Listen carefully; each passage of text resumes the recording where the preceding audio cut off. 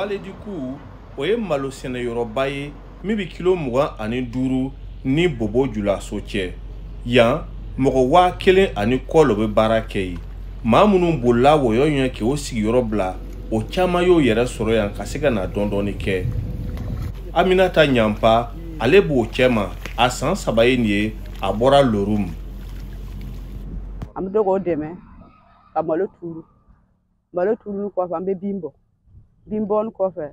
an bɛ malo gosi an y'o dɛmɛ ka gosi o b'an sɔn n'o y'an sɔn n'an tilara an bɛ fɛfɛrɛ kɛ n'o tilara an bɛ fɛfɛrɛ kɛ ka dɔndɔni sɔrɔ n'an ye dɔndɔni sɔrɔ yan o ka fisa an bɛ kɔfɛ nin kɔnɔ. Madeleine Jire fana ye maa bolini ye ka n'a yɛrɛ sɔrɔ yan a bɛ baara kɛ maloforo la nka a ye foro dɔɔni sɔrɔ a yɛrɛ ye. Ne bɛ woso sɛnɛ bi gan sɛnɛ bi malo fɔnɔ sɛnɛ denmisɛnnin 5 lo bi n bolo nka an bɛɛ bi balo nin lo la.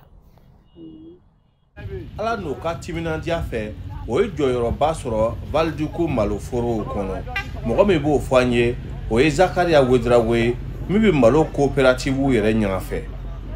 An nisɔn ka di parce que n'olu fana tun tɛ yen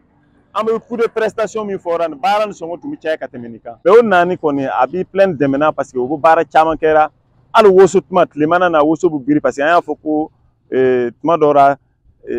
malo tɛ se ka sɛnɛ yɔrɔ dɔw la dɔw bɛ woso lo biri donc ni woso sogira obligé le f'a ka cɛ ka bɔ kɛnɛma ka don bɔrɔ kɔnɔ donc olu b'o baara kɛ donc olu yɔrɔ ka bon kosɛbɛ. Vallée du Cou maloforo sigini sen kan ɲina ye a san 60 le ye. San 60 tɛmɛnen kɔfɛ gɛlɛya caman bi sɔrɔla la sisan min kɛlen don sababu ye malo sɛnɛ tɛ se ka kɛ tuguni siɲɛ 2 san kɔnɔ a sababu nin bi bɔ min na Zakaria Wedrago ale b'o fɔ an ye. Ji bɛ bɔ yɔrɔ min na ka na an ka plaine na nin a bɛ kilomètre 40 bɔ bon ale yɔrɔ na Bobo ka ONEA ka station de pompage bɛ ale bɛ ji ta yɔrɔ ye. O tɛmɛnen kɔfɛ mɔgɔw lo sigini lo gauche ni droite n'o bɛ ji ni samana ka baara kɛ donc a kɛra sababu ye awa jiko danya bɛ an ka plaine na tilemana wagati. A jiko nin y'a fitini ye a belebele min yɛrɛ ye dugukolo ko ye o kuma bɛ sen kan Zakaria Wedrago fɛ. Bon ni fɛn kɔrɔla gɛlɛya bɛ sɔrɔ a la kosɛbɛ parce que an ka plaine ni a ka ca ni san 50 ye.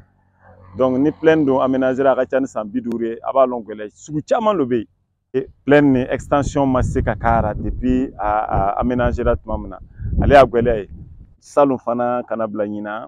bana dɔw tɛmɛna maloforo nin kɔnɔ fana kɛra gɛlɛya ye awa an malo sɛnɛkɛlaw cɛ.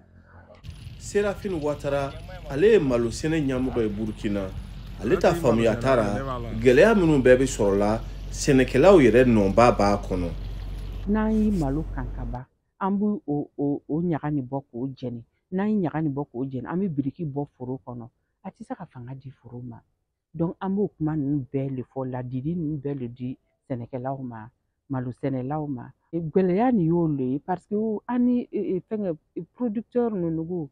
o tɛ sera ka an bɛ conseil min d'o ma o t'a a labato a ɲɛ 12 ma depuis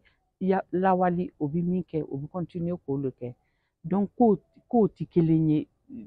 k'o yɛlɛma. Malo tɔni 14 o lo bɛ bɔ Vallée du Cou maloforo la san o san k'a di Burkinabɛw ma o ka balo n'a ye ni tun ye Alidu Wedrago kumakan ye VOA Bambara tɔgɔra Bobo Julaso.